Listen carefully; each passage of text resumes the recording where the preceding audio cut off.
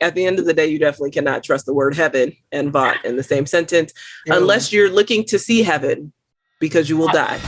Hey, everyone. Welcome back to Superhero Club, your go-to for all things comic book inspired on Amazon Prime Video. It's KB here, and of course, I have my partner in all things The Boys, Stephanie Williams, and we are back to dive into more Vought News nonsense. Vought News Network updates.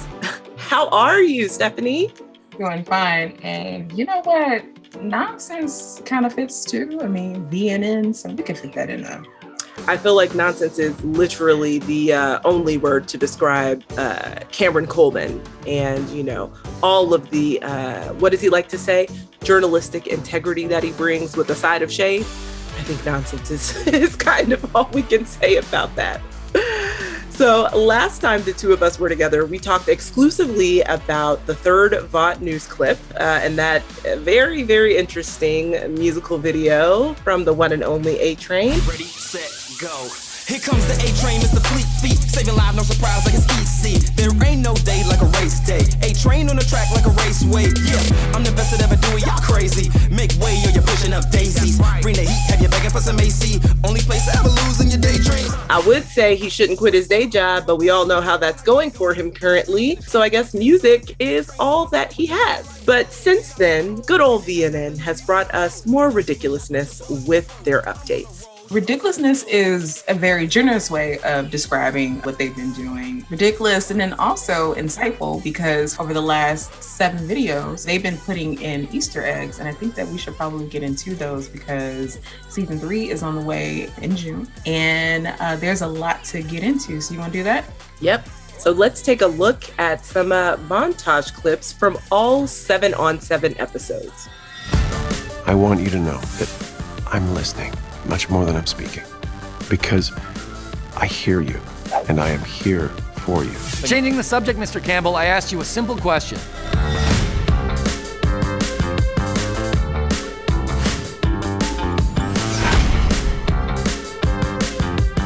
Sign up now.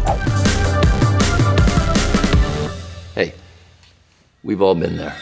What a journey we have been on with Cameron. You know, I almost forgot about Starlight's iconic return to music. Looking back, what were some of your favorite VNN moments, Stephanie? So I want to say that it's been the commercials because they just give further insight into this, again, ridiculous world. Food, friends, and fun. Buster Beaver's Pizza Restaurant. Everything from Mr. Lawndale and his paper products. You also have a lot of apologizing and taking up for Homelander, which I've really enjoyed because it's just like, I don't really know how you can apologize and explain away his dealings with Stormfront, but Cameron has been going hard. You know what? If Cameron was not a news anchor, he would definitely work very well as PR. I'm pretty sure that Cameron is doing double duty as PR and as a journalist, obviously, because Lord knows he is putting in the work. Is it that true? But some of my favorite moments, you know, it's interesting that you mentioned all of the insane paper products that they do. You know, mine were kind of the sheets, right? Those Freedom commercials. Our sheet is made right here in the good old US of A. So it's soft, pillowy, and fresh. Sleeping on sheets to end the day the American way is what they say. I don't even know what that means, honestly. Like, I'm just so confused about what the American way of rest looks like. So hopefully they will explain that to us in season 3. But right now, we are going to dive into some Vought News Easter eggs from the messenger that, you know, you and I both love to hate, Cameron Coleman. So first up, let's rewind to when Cameron told us about some tensions between the American government and Vought over the use of super soldiers in the military. Let's take a look. The U.S. military has abruptly halted discussions on its multi-year proposal to let superhumans serve in the armed forces. While Vought continues to try and keep conversations moving forward, it seems as though you can lead a government horse to water, but you can't force it to drink. VNN reached out to U.S. Secretary of Defense Robert Singer to get his thoughts on the government's backpedaling and received this response. America's safety is our main priority, period.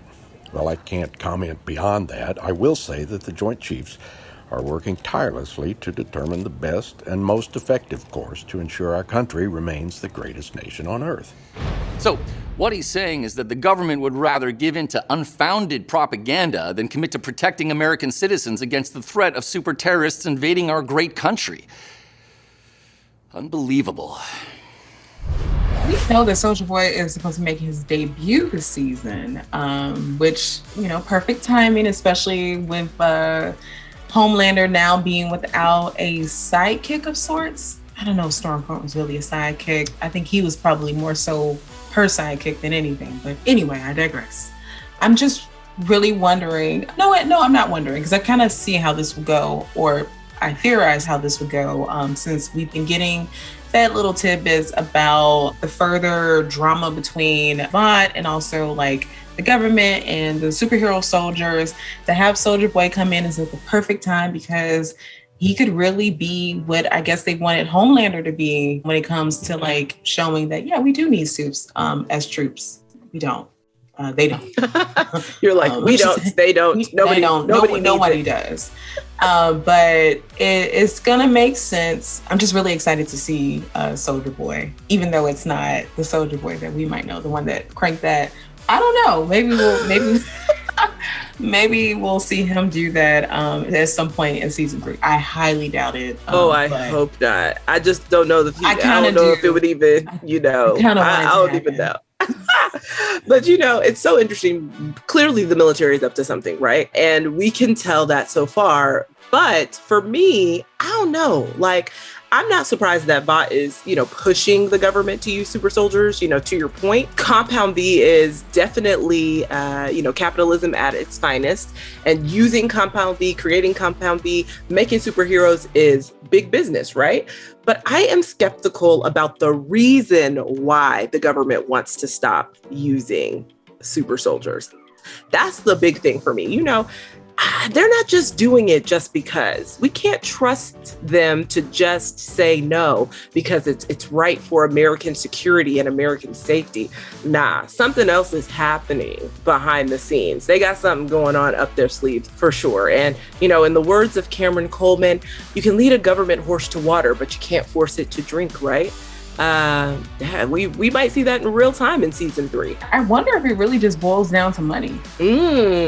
Well, money runs it all. Vought, I know they pay for some stuff, but also at the same time, they seem very frugal when it comes to certain things. So not Vought cutting costs.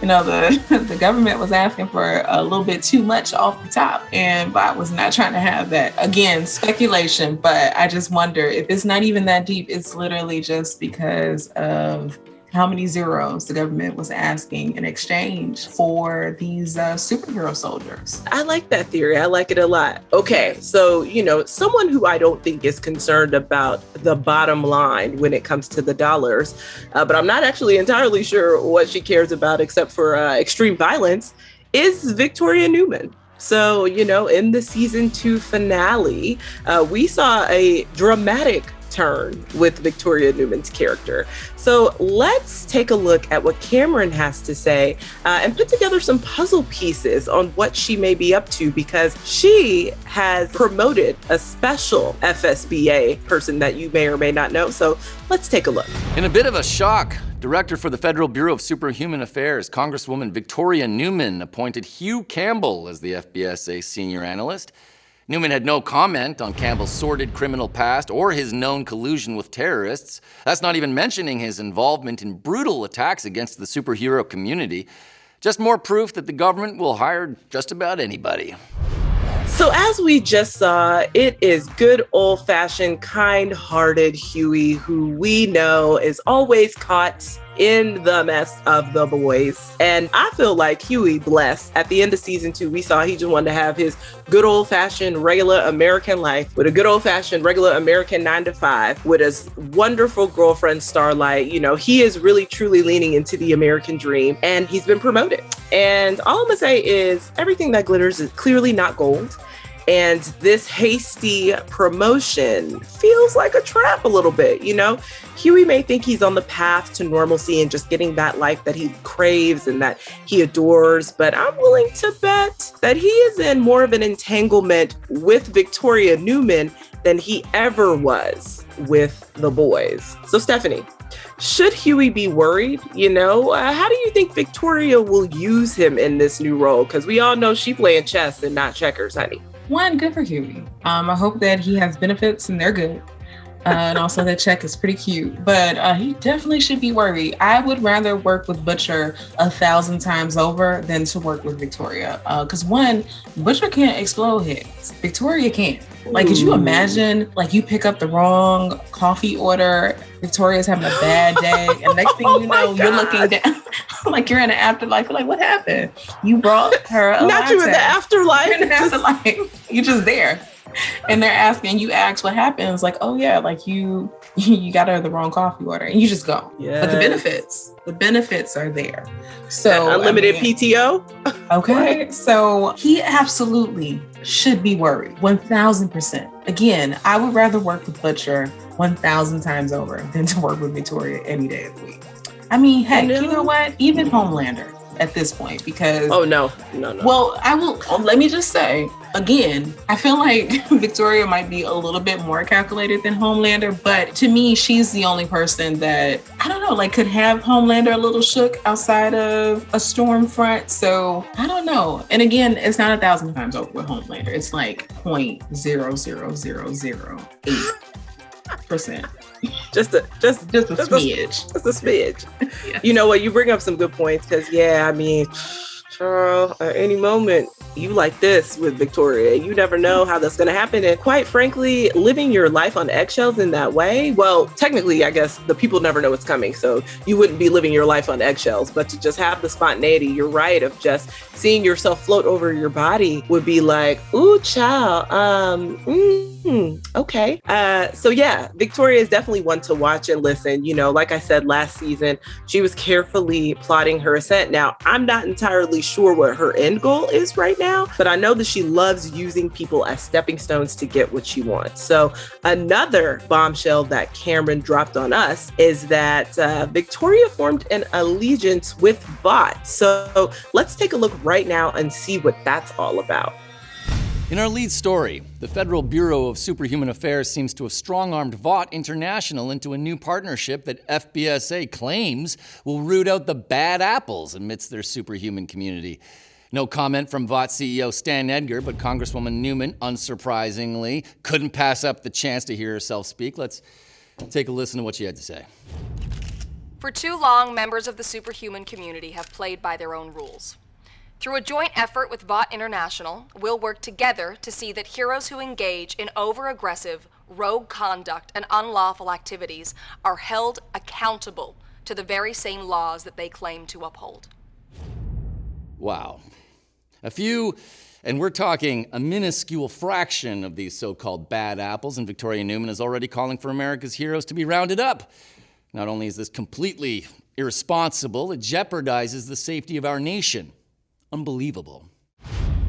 So Stephanie, as we can see, Victoria is putting down the hammer, honey. If you are a rogue soup and you're not doing what you're supposed to do, you will be held to the standards of the law that you have been, quote unquote, because we all know these soups not really upholding the law, that you are quote unquote upholding. Do you think that this might be one of the biggest kind of VNN Easter eggs of all? I mean, did they just reveal that the biggest overarching theme of season 3 is going to be Vought and the FBSA against the American government? I mean, it feels that way, right? Yeah, Vought is already at odds with the American government anyway because of the superhero soldier situation. And again, because Victoria is playing chess and not checkers, there has to be a reason why she would feel compelled to do this team up, even though she herself is like a paid government worker. And again, Hughie might need to take some PTO because I can only see that going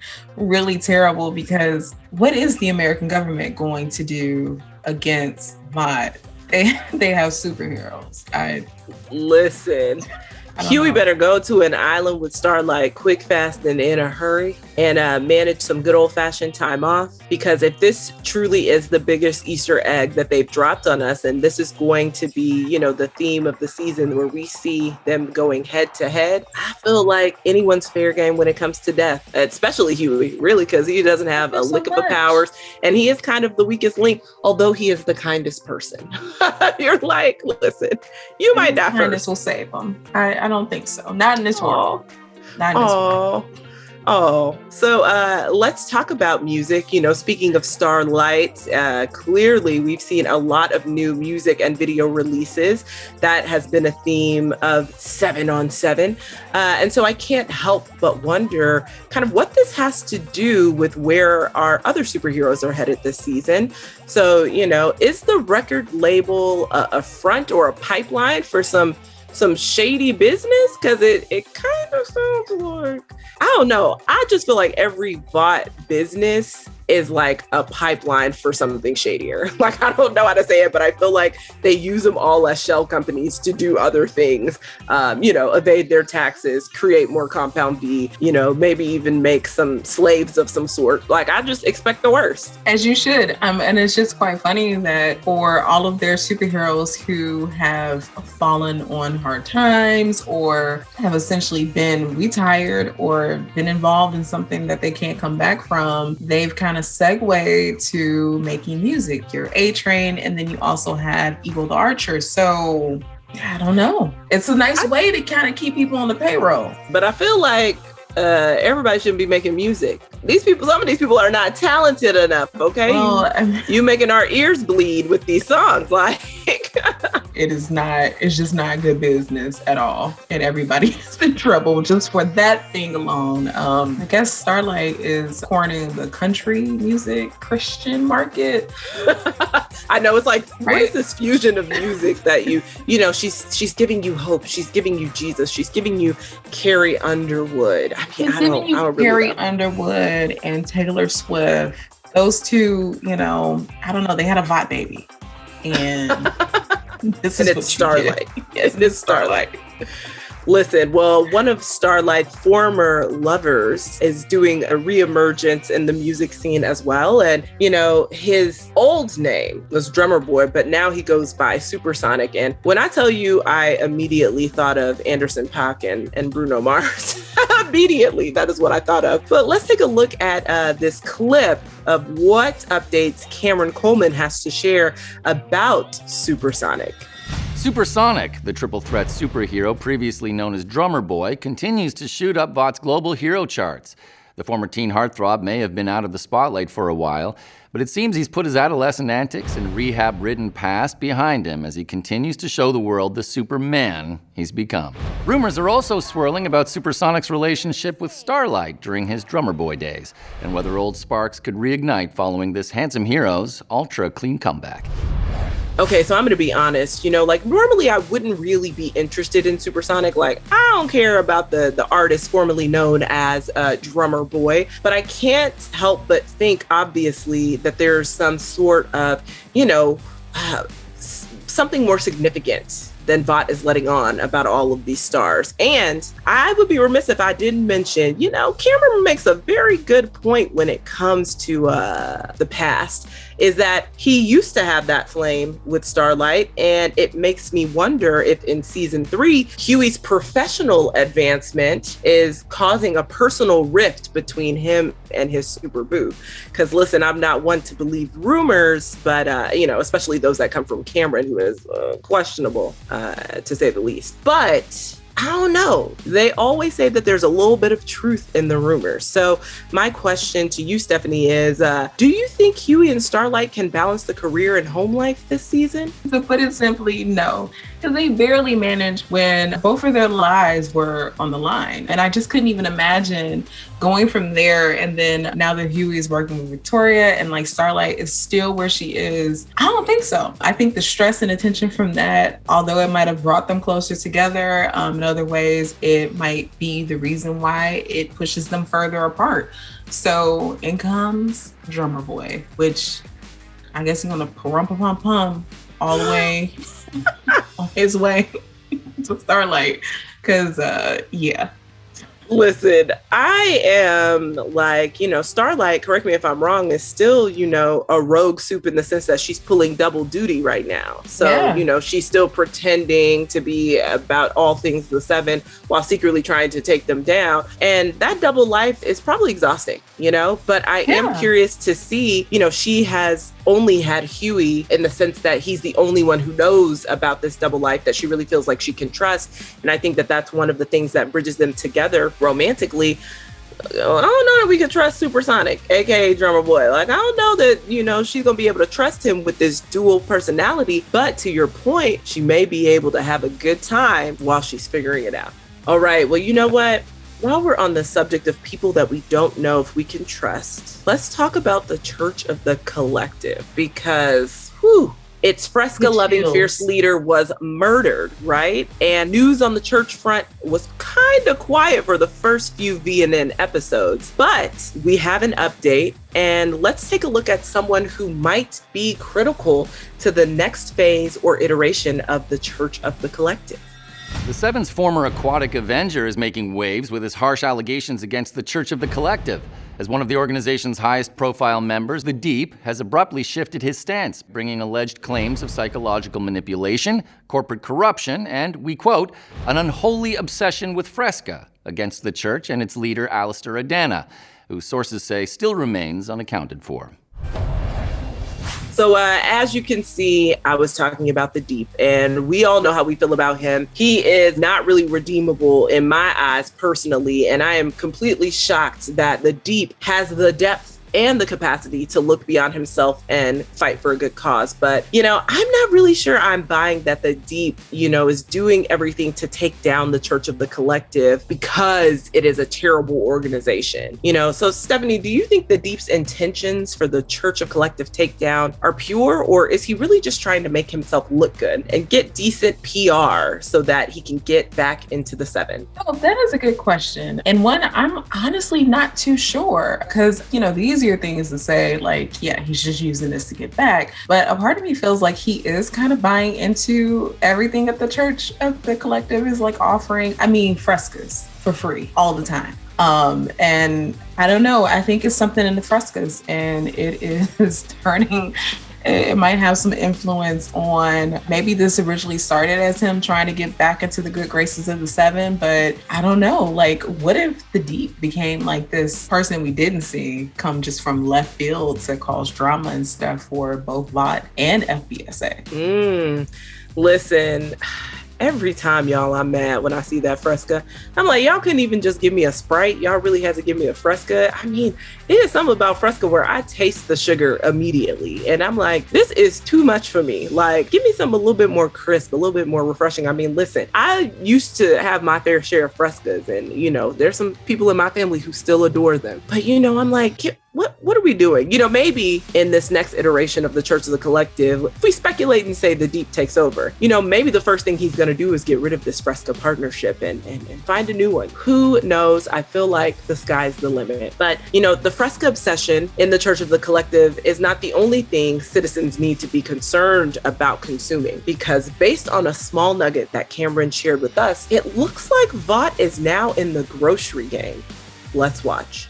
Meanwhile, over in the financial world, Vought International stock prices continue to grow following its acquisition of Heaven's Harvest, the beloved Christian-owned organic farm-to-shelf grocery store chain.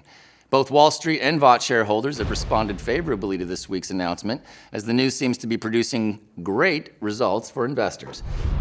Them being in the grocery game, I'm like, we've said this before, that is scary all the way. Because you ain't want to worry about GMOs, you got to worry about compound V. Not saying that they are pumping their vegetables and anything like that with compound V, but then again, who knows? It's Vought. And that alone just is enough explanation for anything. And I can just imagine, like, this is how you know your neighborhood is getting ready to get gentrified, is when you see you see probably a Heaven's Harvest go up. So that would actually be very interesting to see in season 3, if we have anything like, maybe, Homelander is on his world tour of doing openings and ribbon cuttings, so maybe we'll get a little bit of that in season 3. But no, you are better off growing your own food.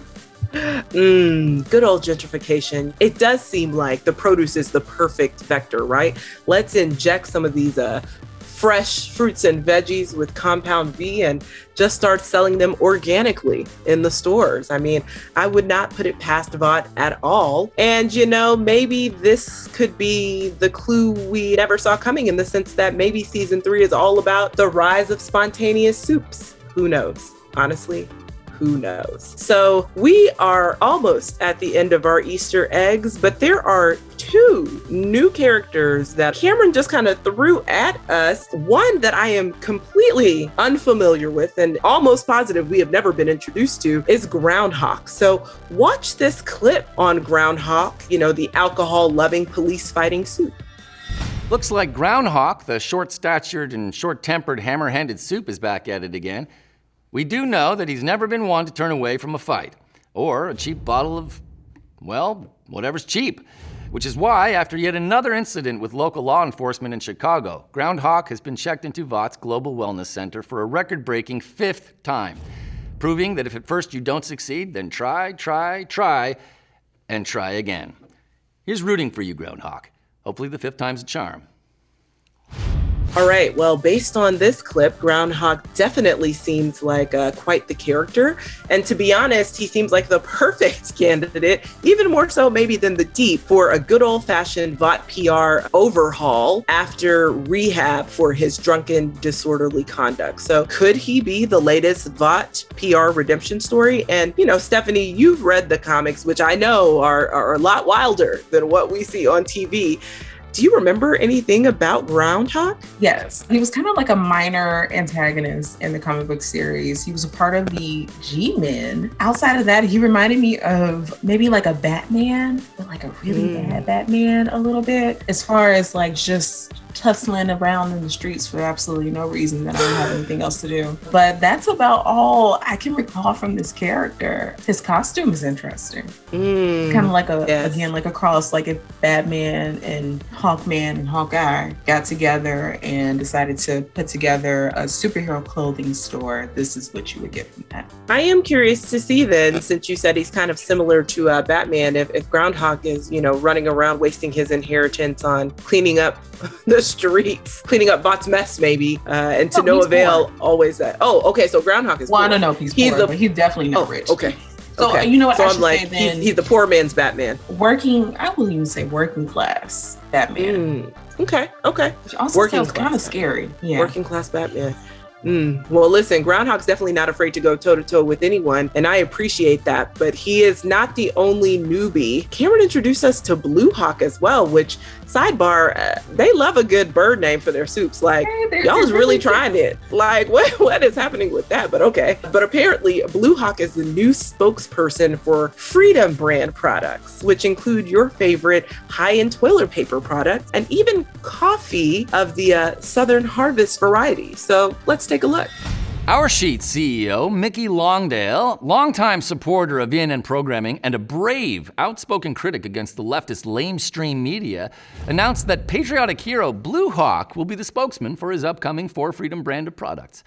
Through Longdale's new venture, proud men and women will be able to purchase an array of premium American-made goods, ranging from For Freedom's 94% cotton triple-ply Patriot paper to their signature dark roast Southern Harvest coffee. Thanks, Mickey. I'm enjoying it already. All right, so I'm not gonna let this slip. Blue Hawk and Southern Harvest? Is there any connection to Heaven's Harvest, the new grocery store that we just mentioned that Vought brought? Stephanie, what do you think? It has to be. And again, like, caffeine might wake you up. Compound V is gonna send you through the roof. And to be quite honest, I could take a little compound V in my coffee, especially on some days. So if anything, everybody who drinks that will probably be very wired. God bless. But again, Heaven's Harvest, just don't go in there. Just move, get out of the way. Because again, that is I can't imagine, because there's corporations in a very real world that own and control a lot of produce and things that we eat. So right, at the end of the day, you definitely cannot trust the word heaven and Vought in the same sentence, unless you're looking to see heaven, because you will die. I mean, I think those are the only options with Vought. All right, so we are at the end. Our final Easter egg is here. It is the one that some may be most excited about. I know that I am, but we got a little something about the Super University and spin-off that is coming, so take a look. Now, in just a few short months, the best and brightest young heroes from Godolkin University will see their dreams come true or come crashing down, as everything they've been training for over the past 4 years all comes down to this. It's all on the line for these collegiate heroes, as lucrative contracts to defend America's greatest cities are up for grabs. Alumni Queen Maeve, the Deep, and A-Train were all famously drafted by New York City in the 7. But this year, which rising stars will go to Miami, Cleveland, and Los Angeles? And while this year's competition is sure to be intense, people can't stop talking about Godolkin University Junior Golden Boy, already seen as the top pick for next year's draft. America's future has never been brighter, and I, for one, can't wait to see what's in store for this new generation of heroes. Okay, Stephanie, let's dive into Godolkin. Hope I said that right, and if not, let's edit it. But let's dive into the Godolkin University Easter egg. Is this gonna be the new home of the spinoff? Because I hope so. I'm so excited about this spinoff. Can't wait to see these super teenagers and young adults wreak havoc on the world. I am really looking forward to it. I was actually quite excited when Godolkin University was mentioned, because that is also a nod to a character in the comics, John Godolkin, who is kind of like this satire version of Professor Xavier, because the G-Men are a satire version of the X-Men. So if this is anything a fraction close to what that brought, we are all in for a really good and terrible time at the same time. But I cannot wait. I mean, can you imagine an entire frat house full of superheroes and kegs? Now that would make me work for Victoria Neuman. Tons of young people discovering their sexuality while also doing copious amounts of Compound V and becoming the super terrors that Vought intended. That's really where I think that we're headed. Okay, so any last thoughts, Stephanie, about all of these wild and insane Easter eggs that we got from this beautiful VNN 7-on-7 series? First off, I want to say just hats off and congratulations to this entire video series. It has been a brilliant way to keep us fans engaged and to give us these Easter eggs so that we can get so excited for season 3, which I am really looking forward to. And also, I just love how much we've been able to see the world of the boys expanded in a way that we possibly wouldn't be able to see in the show, because all of these very scary things are happening. You don't have time to focus on things like paper products from Vought. So I'm hoping that we can get more of these moving forward, even as season 3 is going on. But I'm ready to see Groundhawk. I'm ready to see Blue Hawk. I'm ready to see more terrible music videos and find out who else is making music for Vought. And I'm really looking forward to this team up of Victoria Neuman and Vought, because that is scary. All I can say is correct. Shout out to the team. Shout out to Kayla. This has been a wonderful video series. I've enjoyed it so much. But you're right. Listen, I need to know what happens with Victoria right now, tomorrow. I need to know if Hughie's going to live to see another day with his pure heart. I need to know if Starlight is going to leave Hughie for Supersonic. I need to know if A-Train's ever going to be able to run again and truly be in the 7 and have what he used to have.